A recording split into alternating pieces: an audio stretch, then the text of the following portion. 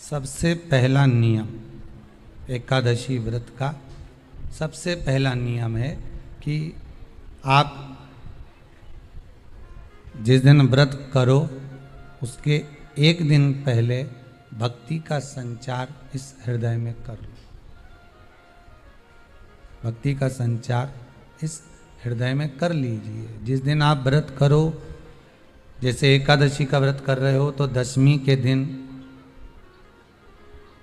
शाम का समय जब आवे, रात्रि जब होने लगे, शाम का समय आवे और रात्रि का आप जब भोजन ग्रहण करो तो उस भोजन में कोई ऐसा पदार्थ ग्रहण मत करिए जिस पदार्थ के कारण आपकी एकादशी बिगड़ जाए।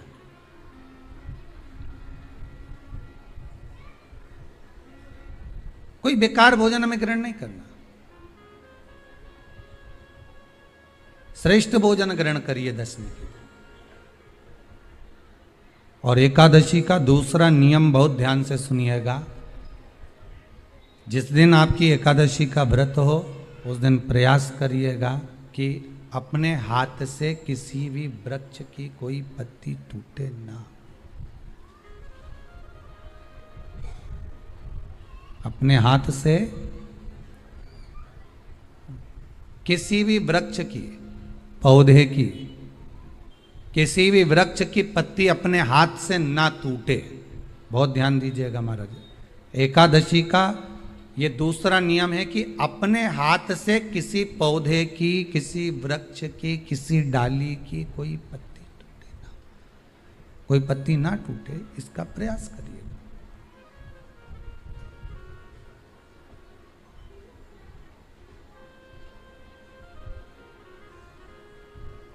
कितना सुंदर व्याख्यान कहा है, कितना सुंदर वर्णन है महाराज कि मात्र एकादशी का व्रत कर लेने पर, मात्र एकादशी का व्रत कर लेने पर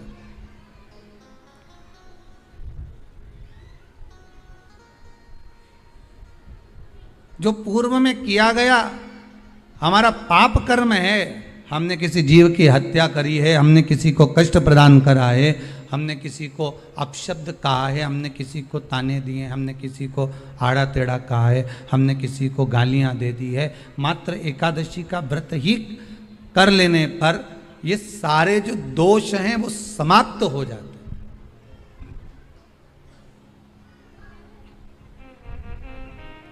सारे दोष हमारे समाप्ति पर आ जाते हैं।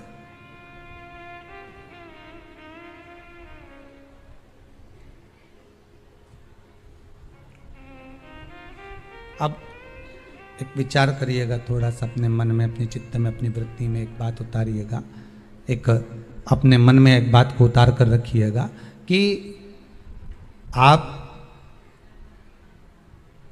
अपने पाप को, अपने पाप कर्म को जिस दिन क्षीण करने वाले हो, समाप्त करने वाले हो, अपने पाप को आप जिस दिन समाप्ति पर लेकर जा रहे हो तो उसके एक दिन पहले आपको प्रसन्नता होना चाहिए कि नहीं होना चाहिए कि कल मेरा पाप कटने वाला है, कल मेरा पाप समाप्त होने वाला है।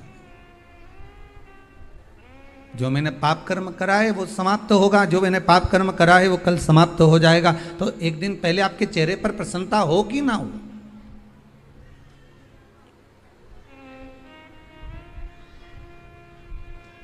और चेहरे पर वो प्रसन्नता आपके आना चाहिए कि कल मेरा एकादशी का व्रत है, आज दशमी है, कल एकादशी का व्रत है, तो कल मेरी जब एकादशी का व्रत रहेगा तो मेरा ना जाने कितना कितना पाप, कितना असत्य, कितना झूठ, कितना प्रपंच वो समाप्त हो जाएगा। इसमें मुझे प्रसन्नता हो, इसमें मुझे आनंदता हो।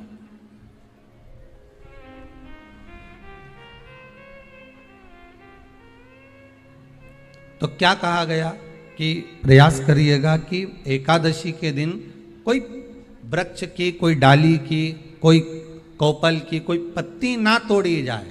क्यों? तो कहा अगर उस पत्ती को हम तोड़ देते हैं, वृक्ष की पत्ती को या क्यारे में लगी हुई कोई डाली की पत्ती को हम तोड़ देते हैं तो एकादशी का पुण्य फल प्राप्त नहीं होता, एकादशी का कोई फल हमारे खाते में नहीं जाता। पुण्य फल प्राप्त। अब फिर भले तुम चाहे तुमने मोरधन खाया हो, चाहे तुमने फिर चिप्स खाई हो, चाहे तुमने फिर व्रत का कितना ही सामान खा गए हो और तुमने सोचा कि आज मेरी एकादशी है, तो फिर उसका कोई फल प्राप्त नहीं है, उसका कोई सुख प्राप्त नहीं है आपको, फिर उसका कोई आनंद प्राप्त नहीं है आपको, फिर उसमें कोई आनंद की अनुभूति आपको नहीं मिल रही है।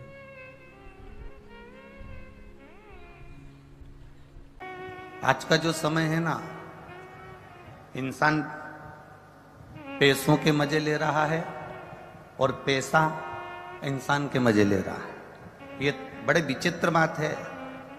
दुनिया को लगता है कि हम पैसे का मजा ले रहे हैं, खूब बाजार गए, चाउमीन खाई, चमक लड्डू खाया, गोलगप्पा खाया, पानी पूरी खाई, बर्गर खाया, चाउमीन खाया, इडली सांभर खाया, डोसा खाया, चाट खाई, लस्सी पी।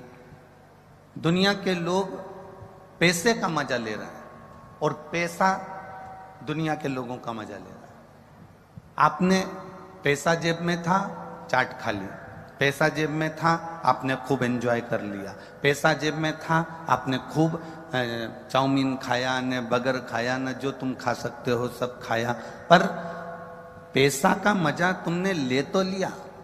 अब पैसा तुम्हारा कैसे मजा लेता है कि तुमने पैसा देखकर अपनी ऐशो आराम की जिंदगी जी, खूब एंजॉय करा, खूब अलमस्ती छानी, पैसे का खूब आनंद लिया। अब पैसे ने तुम्हारा मजा लेना चालू करा। मालूम पड़े तुमने जो खाया था वो शरीर में पचा नहीं, तो मालूम पड़े अब डॉक्टर के पास गए। मतलब पहले तुम पैसे का मजा ले रहे हो, फिर पैसा तुम्हारा मजा लेता है। तुम्हें डॉक्टर के घर जाना पड़ता है, बार बार इलाज कराने जाना पड़ता है, बार बार दौड़कर दिखाने जाना पड़ता है। कहीं घुटना दुख रहा है, कहीं पेट में दर्द हो रहा है, कहीं छाती में दर्द हो रहा है, कहीं सिर में दर्द हो रहा है, तो ये मत सोचना कि ये किसी ने कुछ कर दिया होगा। किसी की सामर्थ्यता नहीं कि कोई तुम्हारा बुरा कर दे।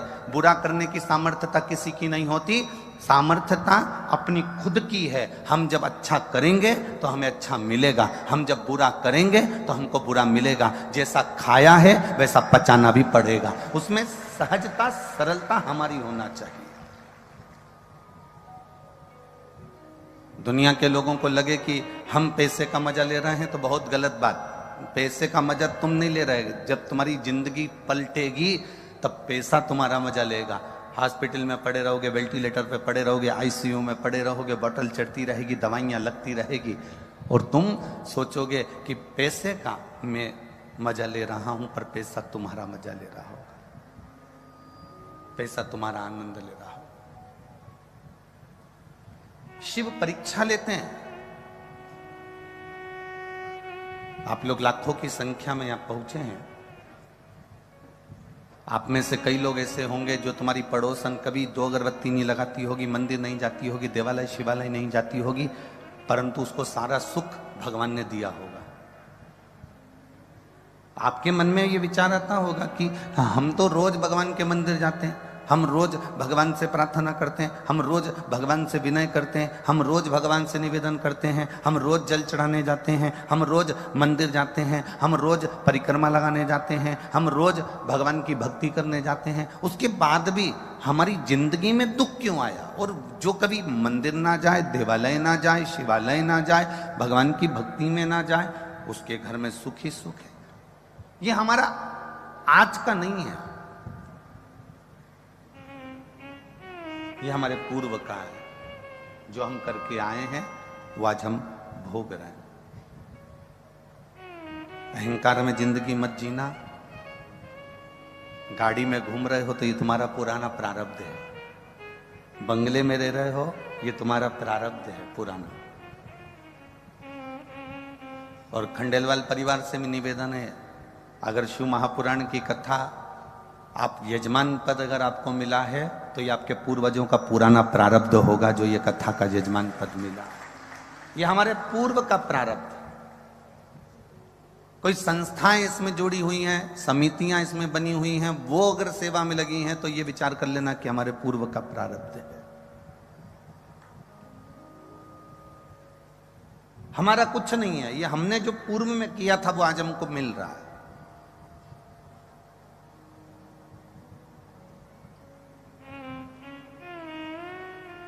इसलिए पहले भी कहा मत बुरे कर्म कर बंदे वरना पछताएगा। भगवान की आंखों से तू बच नहीं पाएगा, तू बच नहीं पाएगा। अरे ओ अज्ञानी मत करना नादानी, अरे ओ अज्ञानी मत करना। तेरे कर्म का फल भी तू ही पाएगा, जैसा किया तूने तेरे आगे आएगा। मत बुरे कर्म कर बंदे वरना पछताएगा। भगवान की आंखों से तू बच नहीं पाएगा, तू बच नहीं पाएगा। अपने जीवन का कोई अच्छा कर्म करते जाओ, अपने जीवन का कोई श्रेष्ठ कर्म करते जाओ। तुम्हारे मरने के बाद तुम्हारे परिवार के लोगों ने कितने लोगों को खाना खिलाया, तुम्हारी आंख बंद होने के बाद तुम्हारे घर के लोगों ने कितने लोगों को भोजन कराया, उससे मतलब मत रखना। यहां जितने बैठे हैं ना, कई लोग बड़े खुश होते हैं, हमारे ससुर मरे थे तो हमने 500 लोगों का खाना खाया, हमारी सास मरी तो हमने हमारी पूरी समाज का भोजन करा, हमारे दादा ससुर मरे तो हमने इतने लोगों को खाना खिलाया, इतने लोगों को भोजन कराया। इस भ्रांति और भ्रम में मत जियो। आंख बंद होने के बाद तुम कितने लोगों को खाना खिला रहे हो उससे मतलब मत रखना। मतलब रखना कि तुम्हारी आंख जब तक खुली है, तुम जब तक जिंदा हो, तो तुमने किसी गरीब को खाना खिलाया कि ना खिलाया, किसी प्यासे को पानी पिलाया कि ना पिलाया, किसी ऐसे मरीज को जो दवाई के लिए तरस रहा है उसको औषधि चाहिए, और हमारे पास में थोड़ा भी धन अगर अधिक है और उसके पास में नहीं है तो आपने किसी औषधि का खर्चा उठाया कि नहीं उठाया। किसी विकलांग के जीवन में कोई कष्ट आया तो उसका हाथ पकड़कर आपने उसको चलना सिखाया कि नहीं सिखाया। हमारी शिव महापुराण की कथा में भगवान देवाधिदेव महादेव का चरित्र आता है। शंकर भगवान मृत्यु लोक के देव हैं, शंकर भगवान इस भूलोक के देव हैं, ब्रह्मा ब्रह्म लोक में रहते हैं, भगवान विष्णु बैकुंठ लोक में रहते हैं, पर मृत्यु लोक का अगर कोई देव है तो वो देव अधिदेव महादेव है। शंकर भगवान पशु के भी देवता हैं इसलिए पशुपति नाथ हैं, पक्षी के भी देवता हैं इसलिए उनका सरम्भेश्वर महादेव नाम है। सरम्भेश्वर महादेव नाम क्यों पड़ा? गिद्ध रूपी पक्षी का रूप धरकर नरसिंह भगवान को उठाकर उत्तराखंड की अलकनंदा में डाला था, इसलिए उनका नाम सरम्भेश्वर है। पशुओं के देवता हैं तो वो पशुपति नाथ बने, पक्षियों के देवता हैं इसलिए सरम्भेश्वर नाथ बने, मनुष्यों के देवता हैं इसलिए देवाधिदेव महादेव बने, शिव बने, और देवताओं के भी देवता हैं इसलिए शिव तत्व को प्राप्त किया। असुरों के भी देवता हैं, जलचर थलचर वायुचर जितने जितने जीव हैं संसार में सबका देव एक, वो है देव अधिदेव महादेव। नेत्र बंद होने के बाद तुमने कितने लोगों को भोजन कराया वो मायना नहीं रखता, तुम्हारे मरने के बाद कितने लोगों ने खाना खाया वो मायना नहीं रखता। मायना ये रखता है कि तुम्हारे नेत्र खुले हैं, तुम जिंदा हो, तब तक तुमने कौन सा परमार्थ का कार्य करा, तुमने कौन सा अच्छा कार्य करा, मूल वह है।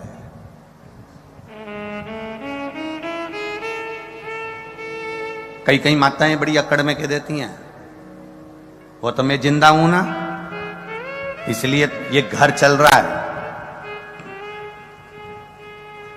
जिस दिन मैं नहीं रहूंगी ना आटे दाल का भाव मालूम पड़ जाएगा। जिंदा हो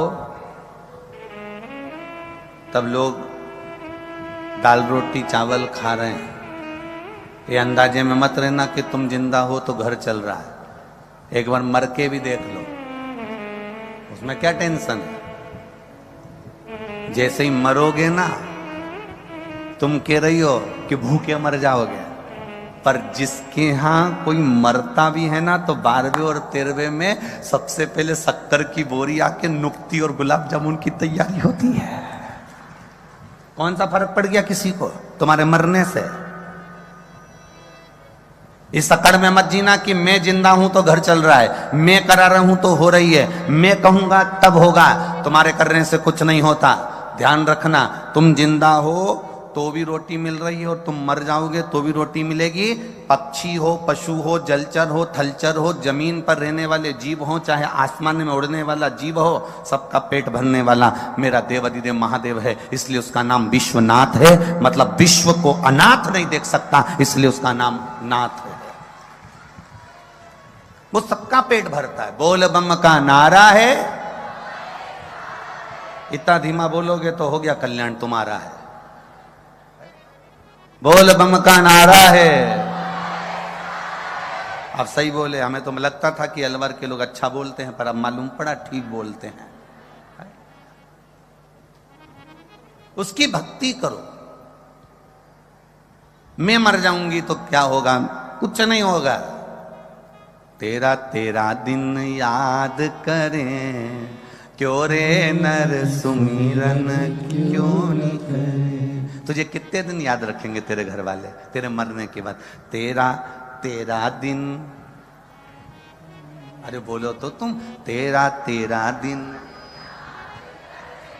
क्यों रे नर सुमिरन क्यों नहीं कर। तुझे केवल 13 दिन याद करेंगे। पहला दिन तो तू निपटा इसलिए, तीसरे दिन मट्टी समेटी इसलिए, बाकी के दिन बैठकर उन्होंने पत्रिका लिखी किसको बुलाना किसको नहीं बुलाना। और देखो लोग बैठने भी, कितनी विचित्र जिंदगी हो गई लोगों की। बैठने कम जाते हैं जब कोई, अरे बोलो जम के, मर जाता। मतलब आज के व्यक्ति को बैठने की भी फुर्सत नहीं है कि जीते जी बैठिया। बैठने भी जब गया जब वो निपट गया।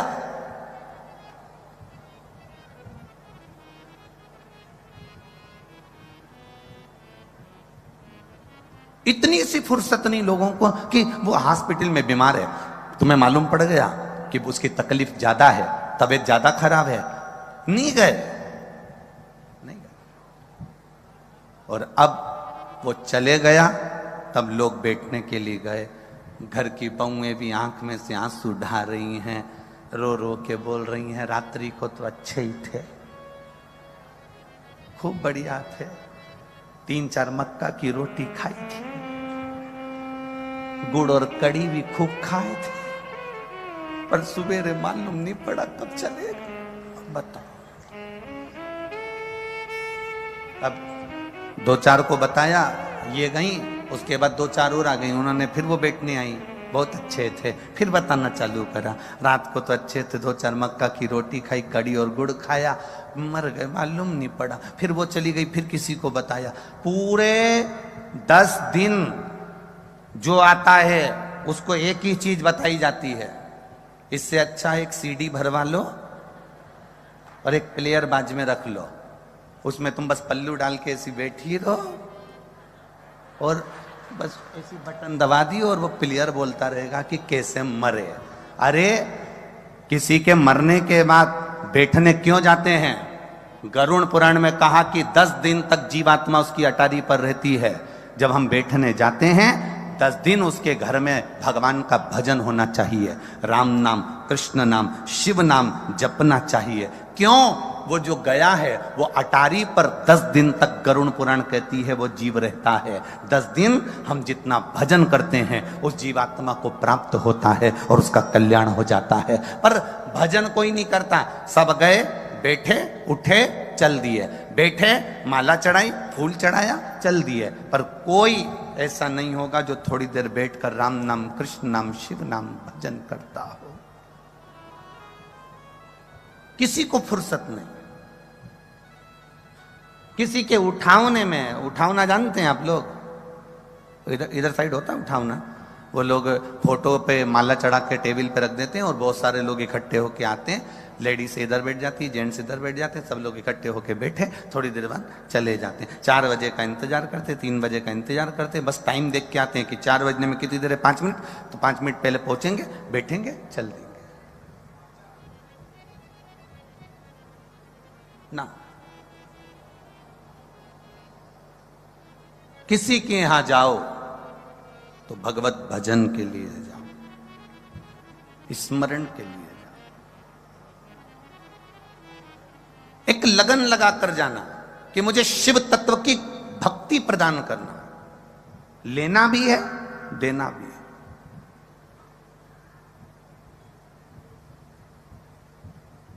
और जब शिव तत्व की भक्ति हम प्राप्त करेंगे तो हम किसी को दे सकेंगे।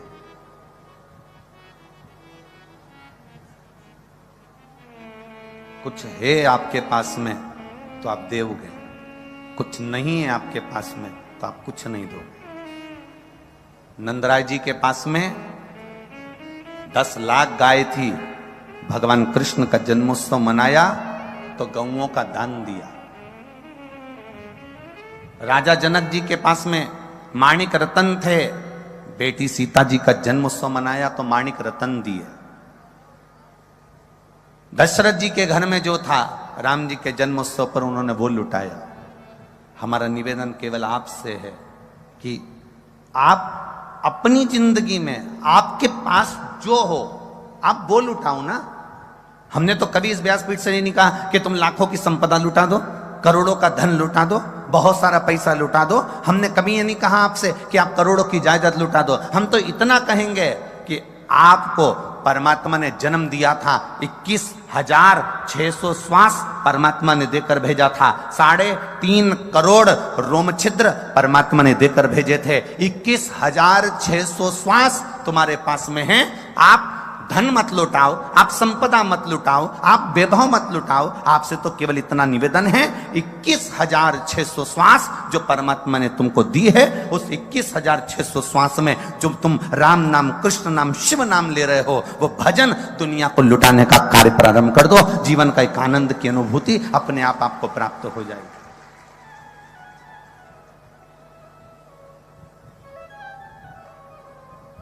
जो बहुत बहुत बड़े करोड़पति हुए, जो बहुत बहुत बड़े संपदापति हुए, उनकी मूर्ति आज तक किसी चौराहे पर नहीं लगी।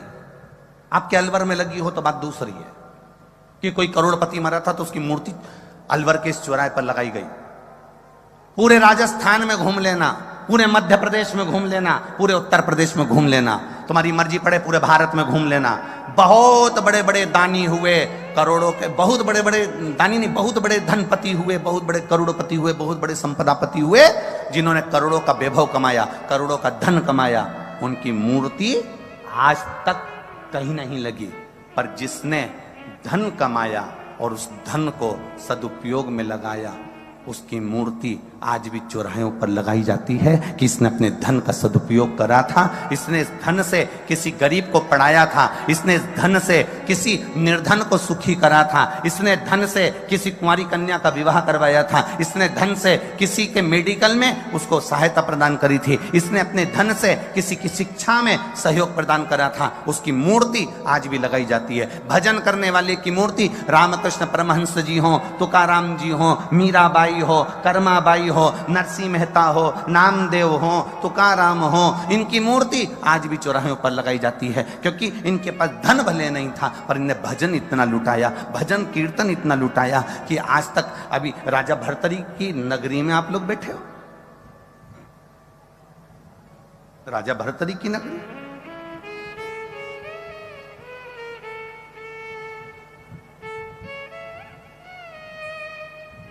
जिनको अपनों ने चोट दे दी और वो संत साधु बनकर, सन्यासी बनकर तप साधना में लीन हो गए।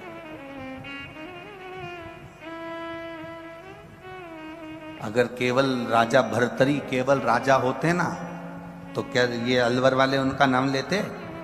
अरे बोलो तो रे जम के, कौन लेता? राजा का नाम कब तक लिया जाता? जब तक वो जिंदा है। राजा गया, दूसरा राजा आया, उसका नाम लेंगे, फिर वो चले जाएगा, उसका नाम लेंगे। राजा भर्तरी का नाम तो लोग राजा अगर रहता, तो केवल नाम लेते और भूल जाते, पर राजा भर्तरी का नाम आज तक लिया जाता है। उसका कारण केवल एक है, राजा भर्तरी की तप साधना, भजन कीर्तन, सत्संग, संकीर्तन और असली गुरु की शरणागति और अच्छे कार्य राजा भर्तरी ने करे अपने जीवन में, तो आज तक लोगों ने उसको पूछा है।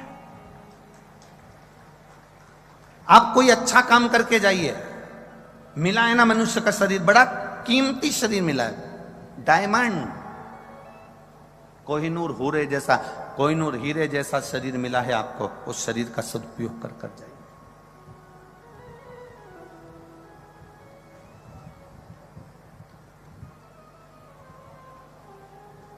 ये जितने बैठे हो ना, और जितने लोग आस्था चैनल पर कथा सुन रहे हो, जितने फेसबुक यूट्यूब पर कथा सुन रहे हो, तुम अपने आप को कम कीमत वाला मत समझना, करोड़ों में कीमत है तुम्हारी, बड़े कीमती हीरे हो तुम। बस अपने आप को हमें मेहनत कर कर, कर्म कर कर, परिश्रम कर कर अपने आप को हमें निखारना है, अपने आप को निखारना है। कोई बाबा, जोगी, संत, साधु, सन्यासी, तपस्वी, साधक, उपासक आपसे ये जरूर कह देगा कि आपको परिश्रम तो करना पड़ेगा। तुम किसी बाबा के चक्कर में, कहीं योगी सन्यासी के चक्कर में आ जाओ और वो तुमसे कह दे मेरे पास बैठ जाओ, ऐसी जड़ी घुमाऊंगा और तुम्हारे लिए सोने का हंडा निकाल के दे दूंगा, ऐसा महाराज संसार में मिलना मुश्किल है। केवल समझ लेना कि बेवकूफ बना रिया है कि हंडा निकाल कर दे देगा। मेहनत करोगे, कर्म करोगे, परिश्रम करोगे, और परिश्रम करते करते, अपनी मेहनत को करते करते मेरे शंकर को, मेरे राम को, मेरे कृष्ण को, मेरे शिव को समर्पित कर कर, समर्पण कर कर अपने परिश्रम को पूर्ण जोश शोश में करोगे तो जिंदगी का सारा फल तुम्हारे हाथ में होगा। अपने कर्म को प्रबल मानकर आगे बढ़ना।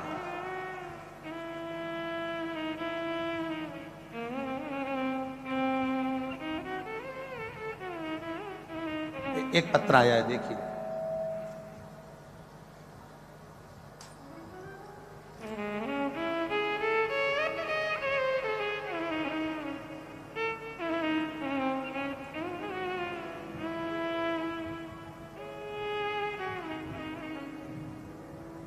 मैं प्रभा फौजदार, निवासी नदबई, भरतपुर, राजस्थान। नदबई सही बोला है ना? नदबई है कि और कुछ है? नदबई है, हाँ ठीक है। मैं प्रभा फौजदार, निवासी नदबई, भरतपुर, राजस्थान से हूँ। कहीं बैठी हो तो हाथ हिला सकती हैं। हाथ इस तरह से हिलाना जैसे आप ही हैं। हाँ जी, दोनों हाथे से हिला दो एक बार। वापिस हिला दीजिए एक बार हाथ। मैं प्रभा फौजदार, निवासी नदबई, भरतपुर, राजस्थान से हूँ। मैं गुरुजी भोले बाबा का क्या बखान करूं। शिव महापुराण की कथा मैंने अपनी पड़ोसन के कहने पर सुनना चालू करी। मेरे बेटा जो कि पढ़ने में तो होशियार है पर उसकी सरकारी नौकरी नहीं लग रही थी। गुरुदेव, मेरा बेटा हताश होकर घर में बैठ गया। मुझसे कहता है मां अब नौकरी की तैयारी नहीं करूंगा क्योंकि लगती ही नहीं सरकारी नौकरी।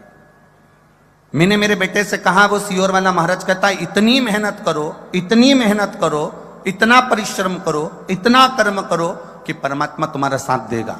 और उसके साथ में शंकर भगवान को एक लोटा जल चढ़ा, एक बेलपत्र शहद लगाकर शिव को समर्पित कर कर जाना। अपनी मेहनत के साथ में विश्वास भी पूर्ण करना।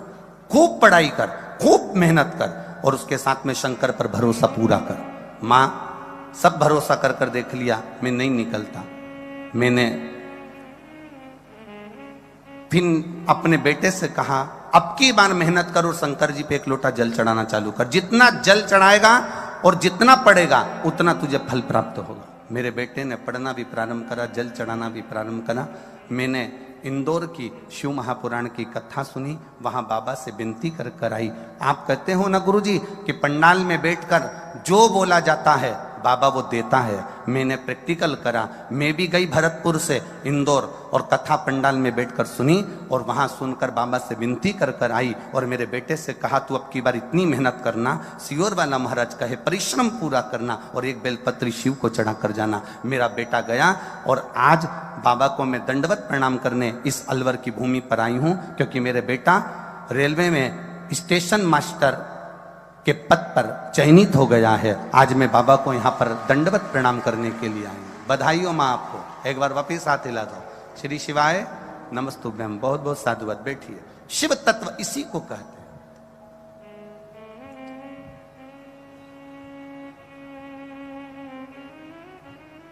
एक नोएडा से कोई पैदल चल के आई है,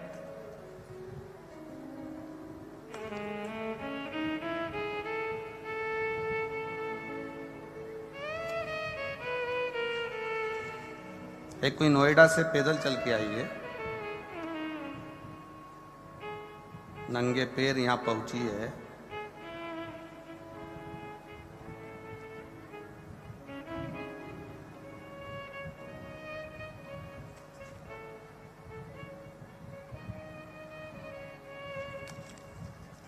इसमें नाम उसका, कहीं बैठी हो तो हाथ हिला देना। नोएडा से पैदल आई हैं, जिनके बेटे का जॉब लगा है इंडियन नेवी में, जिसके बेटे का सिलेक्शन हुआ है।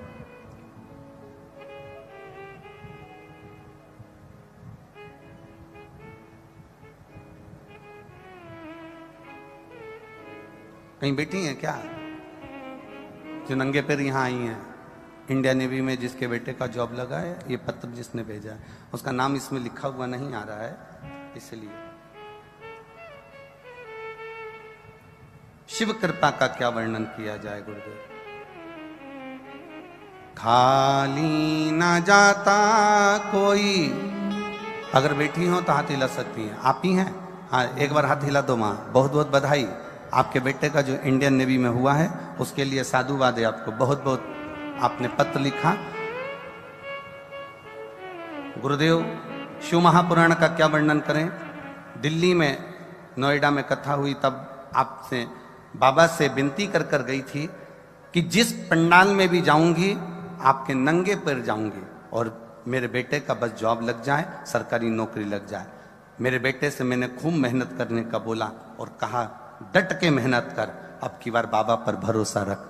पशुपतिनाथ का व्रत किया और बाबा की कृपा से मेरे बेटे का इंडियन नेवी में सिलेक्शन हो गया। इसलिए मैं बाबा के धाम में यहाँ चलकर आई हूँ बाबा को प्रणाम करने।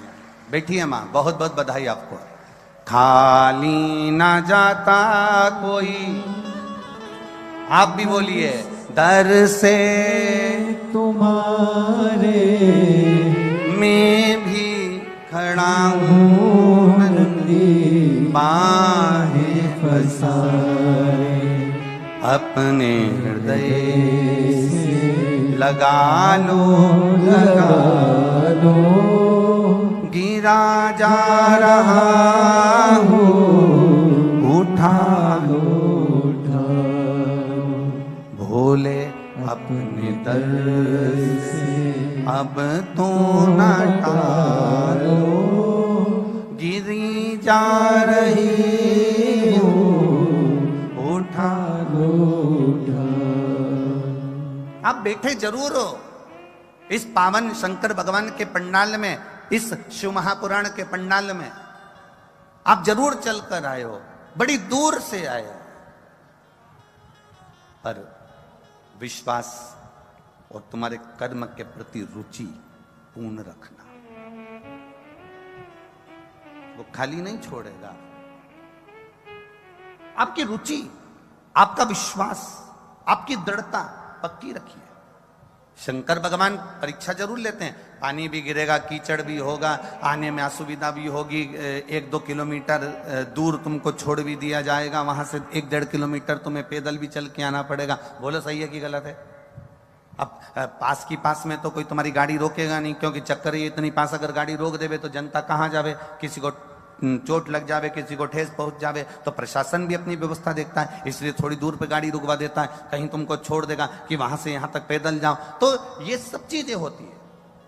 मेरा भोलेनाथ, मेरा ओघड़ी, मेरा दयालु, मेरा दातार, मेरा कैलाशी, मेरा अविनाशी तुम्हारी परीक्षा जरूर लेगा। उन्होंने राम जी की ली, उन्होंने कृष्ण भगवान की ली। अगर भगवान की कृष्ण की परीक्षा लेने के लिए दुर्वासा अवतार हुआ मेरे भगवान कृष्ण का, और द्वारकापुरी के नजदीक में जाकर भगवान कृष्ण ने चिल्लाना चालू करा, मुझे कोई मेहमान रख लो, मुझे कोई मेहमान रख लो, मुझे कोई मेहमान रख लो। उन्हें कोई मेहमान नहीं रखता था। क्यों नहीं रखता था? क्योंकि मेहमान उसी को रखा जाता है जिसका स्वभाव अच्छा होता है, जिसको क्रोध नहीं आता, जिसको गुस्सा नहीं आता। अब दुर्वासा ऋषि को तो इतना क्रोध।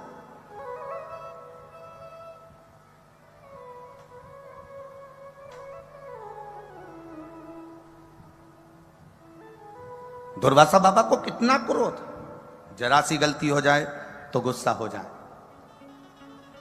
तुम भी अपने घर में शादी में उन्हीं मेहमानों को बुलाना पसंद करते हो जो अच्छे से रहे। जो फूफा जी ज्यादा मुंह फुलाते हैं ना, उनको फिर लोग पंजेरी खा के फू और फा कर देते हैं।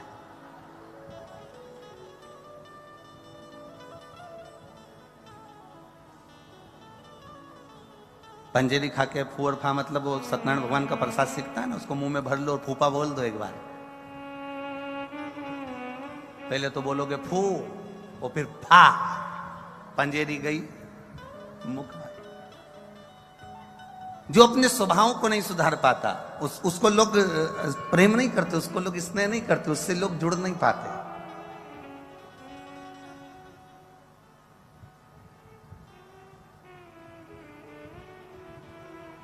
अच्छा, कई लोग कहते हैं गुरुजी हम जब तक गुस्सा नहीं करते ना तब तक कोई काम नहीं होता। हम कहते हैं ऐसा नहीं है कि तुम गुस्सा करोगे तो काम नहीं होगा या गुस्सा करोगे तो होगा। प्रेम से भी सब कुछ हो सकता है, सब कुछ। ऐसा नहीं है कि प्रेम बिना नहीं होगा। नहीं नहीं गुरुजी, प्रेम से आज के जमाने में कुछ नहीं होता। हम कहें पत्नी चिल्लाकर बात करती है, पत्नी अपशब्द कहकर बात करती है, पत्नी आड़े तेड़े संबोधन देकर बात करती है, पति उसका संबोधन का पलटवार हमेशा प्रेम से ही करता है। एक पत्नी ने पति से कह दिया तुम में तो अक्ल नहीं है, तुम तो जानवर हो। इतने में पति ने भी कह दिया तू झूठ नहीं बोल रही, बिल्कुल सत्य कहती है, तू मेरी जान और मैं तेरा वर। तू गलत कहां बोल सकती है? तू जान है और मैं वर हूं, उसमें अंतर क्या है? वो पलट दे रहा है, जवाब दे रहा है, पर उसमें क्रोध नहीं है, उसमें चिड़चिड़ाहट नहीं है, उसमें वात्सल्यता है, उसमें प्रेम है।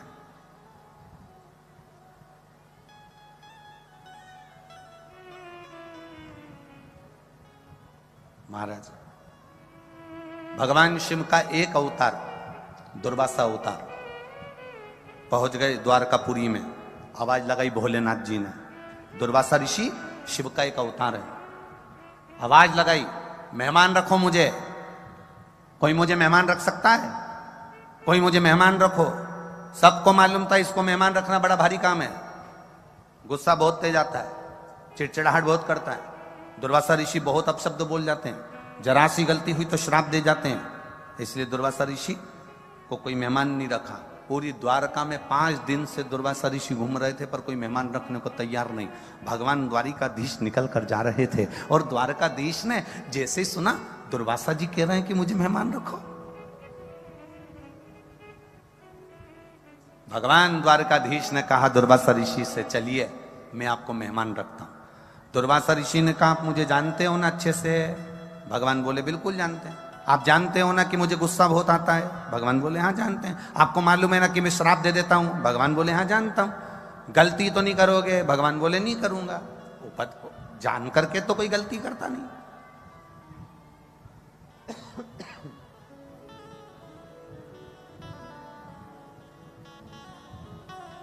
चलिए चलो, भगवान दुर्वासा ऋषि को लिया है। शंकर का अवतार है दुर्वासा ऋषि, शिव जी लिया है। भगवान कृष्ण लेकर आ गए। रुक्मणी जी ने पूछा कौन आया है मेहमान?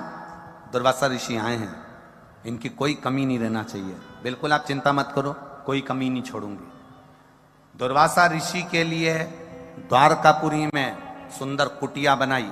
कुटिया में कुटिया में दुर्वासा ऋषि रहे। 56 भोग रोज तैयार हुआ दुर्वासा ऋषि के लिए। प्रतिदिन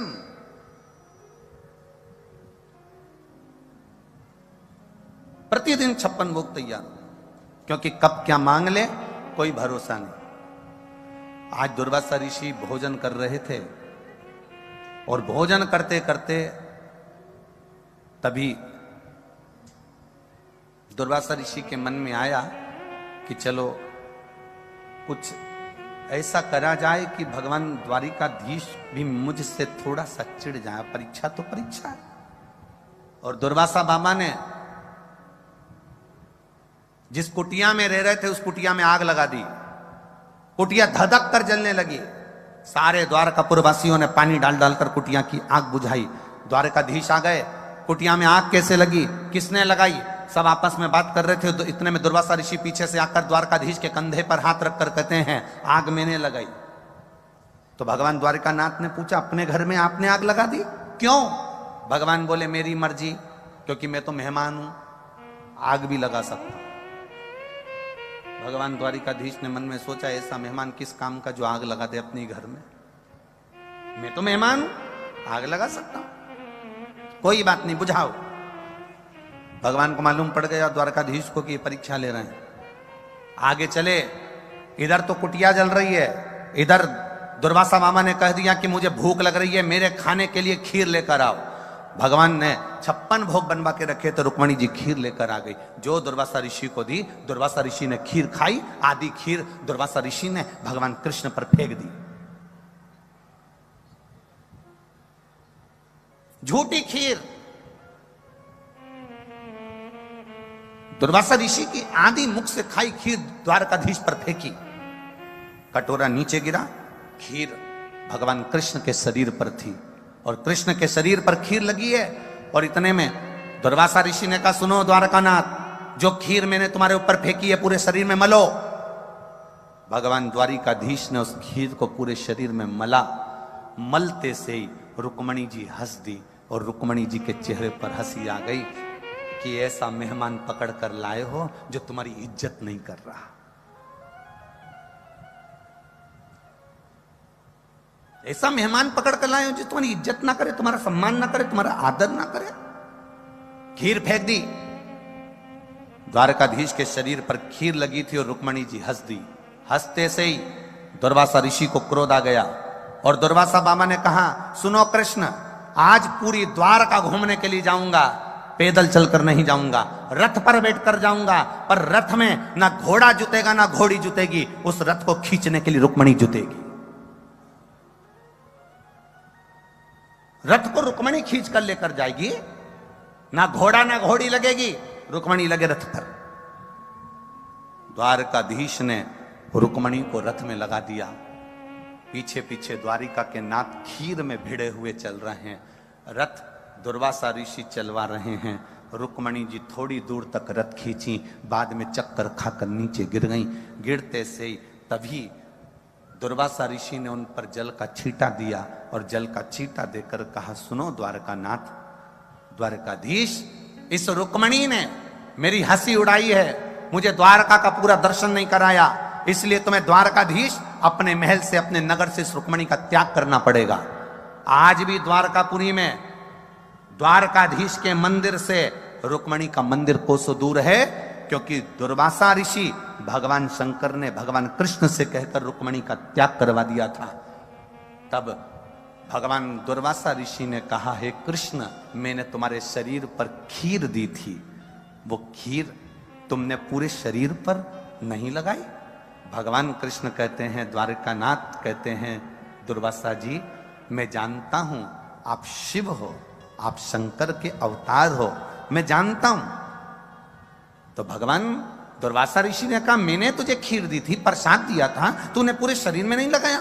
इतने में दुर्वासा ऋषि के शब्द सुनकर द्वारिकानाथ कहते हैं प्रभु पूरे शरीर में लगाया। भगवान दुर्वासा जी ने कहा पूरे शरीर में लगाया पर पांव के तलवे में नहीं लगाया। भगवान कृष्ण कहते हैं संत और गुरु की खाई प्रसादी होती है, प्रसाद को पांव के तलवे में कैसे लेता, इसलिए मैंने खीर को पांव के तलवे में नहीं लगाया। मेरे दुर्वासा बाबा शंकर के अवतार, शिव के अवतार दुर्वासा ऋषि कहते हैं सुनो द्वारकानाथ, तुमने खीर पूरे शरीर में लगाई पर पांव के तलवे में नहीं लगाई, इसलिए तुम्हारे प्राण छूटेंगे तो पांव के तलवे से छूटेंगे। इसलिए शंकर कवच देते हैं, शिव कवच प्रदान करते हैं। पांव के तलवे में वो खीर नहीं लग पाई थी, इसलिए जरा नाम के व्याघ्र ने जो बाण छोड़ा था वो कहां लगा था? द्वारकाधीश के पांव के तलवे में लगा। जम के बोलो जरा, कहां लगा? पांव के तलवे में। कई लोग कहते हैं गुरुजी आप कहते हो कि शंकर भगवान पे चढ़ा हुआ जल पीना चाहिए, आप कहते हो कि शिव जी पे चढ़ी हुई बेलपत्र खाना चाहिए, औषधि होती है। कई लोग मना भी करते हैं कि जल नहीं पीना चाहिए, कई लोग कहते हैं कि बेलपत्र नहीं खाना चाहिए, कई लोग इसका विरोध भी करते हैं। तो ये तो दुनिया है। यहां तो शिव महापुराण की कथा क्या, श्रीमद् भागवत तक कह रही है कि शंकर भगवान के अवतार दुर्वासा ऋषि ने द्वारिकाधीश पर खीर फेंकी, पूरे शरीर पर मलने को कहा, पांव के तलवे में मात्र खीर नहीं गई थी, इसलिए भगवान द्वारकाधीश को बाण पांव के तलवे में लगा। जरा विचार करना, शंकर के अवतार दुर्वासा ऋषि की झूठी खीर पूरे शरीर की रक्षा कर सकती है द्वारकाधीश के, तो शंकर भगवान पे चढ़ा हुआ जल हमारे शरीर में पहुंचने के बाद हमारी कजन कितने रोगों से रक्षा कर सकता है।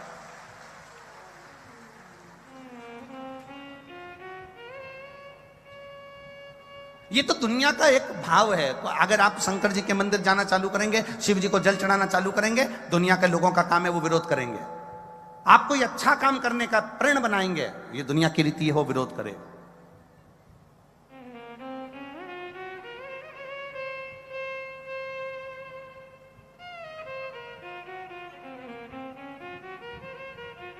ये दुनिया की रीत है। आप अच्छा करते चलो, आग लगे बस्ती में, बोलो बोलो जम के जरा, अपन रहो मस्ती में, क्या किसको रोइए सोइए, सारी समस्या का हल। पर सावन में एक लोटा नहीं, जम के बोलो जरा, 2 लोटा जल, सावन सावन में 2 लोटा।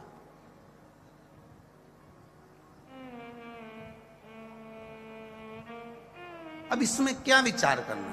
अब कोई लोग कहें कि शंकर जी पे चढ़ा हुआ जल मत पियो, शिव जी पे चढ़ी हुई बेलपत्र मत खाओ, शंकर पे चढ़ा हुआ प्रसाद नहीं खाना चाहिए, शिव जी को दिया हुआ ये भाग ग्रहण नहीं करना चाहिए। यहां शिव तत्व कह रहा है, यहां शंकर भगवान की कथा कर रही है। जब मेरे भोलेनाथ जी के सामने विष का कटोरा आया, विष का पात्र आया, मेरे शिव जी ने विष पिया, विष पीते से कुछ बूंद नीचे गिरी, नीचे गिरते से भगवान शंकर के प्रिय गण नंदी ने उस विष की बूंद को चाट लिया कि मेरे महादेव के मुख से राल टपकी है। ये राल नंदी चाट गया, था तो विष।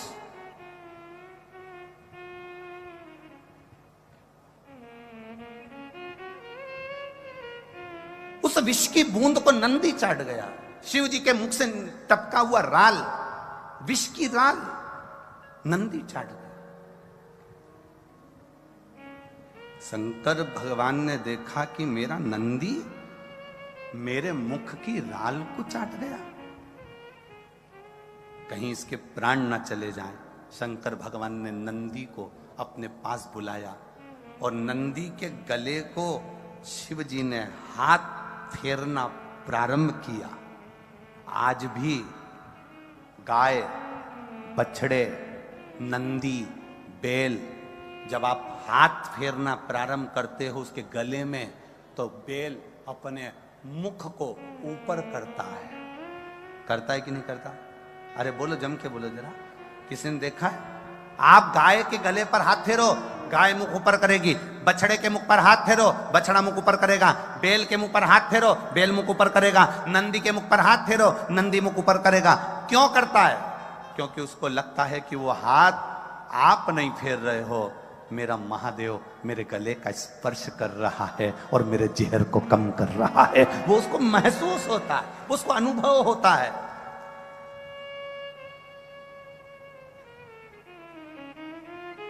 छोटे छोटे बच्चे कहते हैं, मम्मी देखो मैं एक बहुत अच्छा मैजिक दिखाऊं। मम्मी कहती है, हाँ कौन सा मैजिक? मैं इस गाय को जब ऐसा करूंगा तो गाय मुंह पर करेगी। ये मैजिक नहीं है, ये उसको एहसास हो रहा है, ये उसको महसूस हो रहा है कि मेरा शंभु, मेरा त्रिकालदर्शी, मेरा कैलाशी, मेरा अविनाशी, मेरा शिव, मेरा ओघड़दानी, मेरा शंकर मेरे गले का स्पर्श कर रहा है, मेरा शंभू मेरे गले का स्पर्श कर रहा है।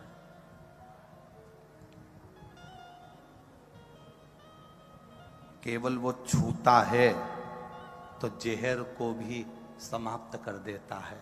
तो उस पे चढ़ा हुआ जल हमारे ना जाने जिंदगी के कितने जहर को समाप्त कर देता है, जिसका हम पान करते हैं।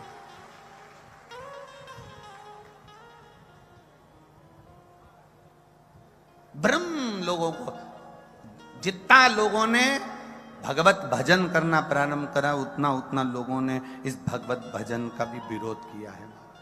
कहते हैं लोग, क्या करोगे मंदिर जाके?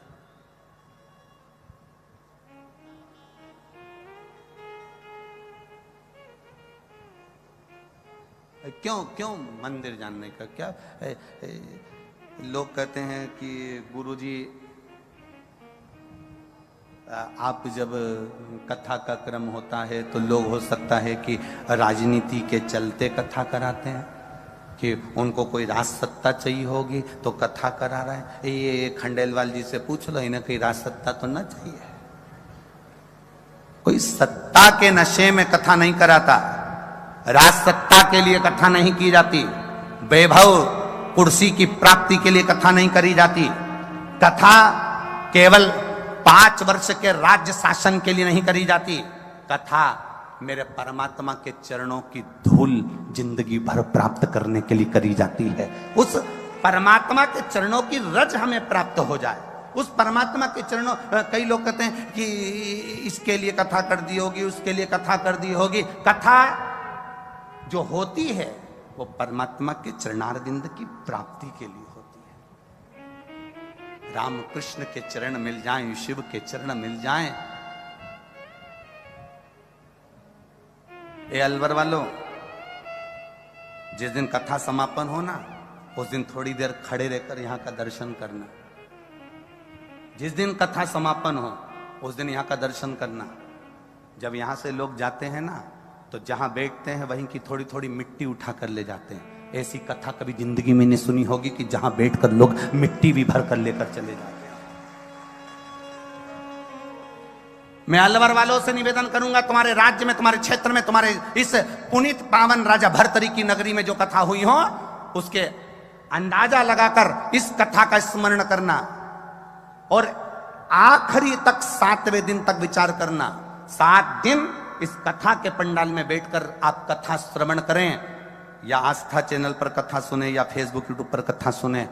और तारीख लिखना कि मैं इतनी तारीख को इतनी बजे इस पंडाल में पहुंची थी, और 3 महीने उस तारीख का इंतजार करना कि मैंने जो मांगा था मेरे ओघड़दानी ने मेरी झोली में भर कर दिया कि ना दिया। वो प्रदान कर देता है, छोड़ता नहीं खाली। वो खाली नहीं छोड़। एक पत्र आया, ज्यादा पत्र तो हम पढ़ नहीं पाए, बहुत सारे रखे हैं भैया, पर पत्रों से एक अंदाजा लगाइएगा। देखिए,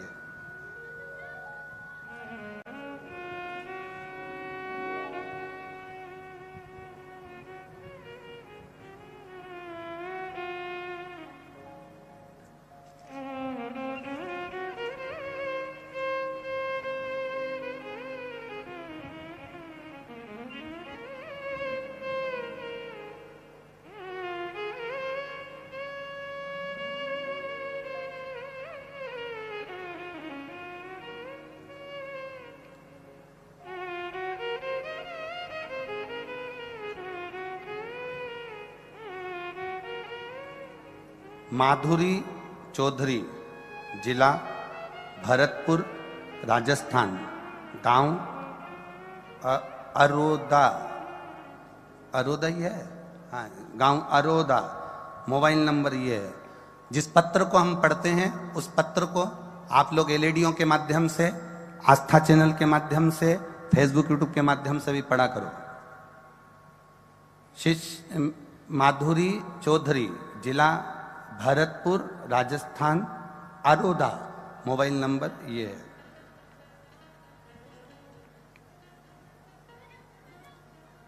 क्या कहें गुरुजी, लोग तो मुझे बाबा के आपके नाम से जानते हैं। लोग कहते हैं तो पगली हो गई बस योर वाले महाराज की कथा सुन सुन के। पागल भी कह देते हैं, पर शंभू ने हाथ थाम लिया। गुरुदेव 1 साल से पूरा परिवार, बच्चे भी मंदिर जाने लगे हैं। सोचा नहीं था जो बाबा ने दिया है गुरुदेव, बहुत है लिखने को, पर इतना ही लिख रहे हैं कि मेरे पापा को कैंसर हो गया था, जो 3rd स्टेज का था।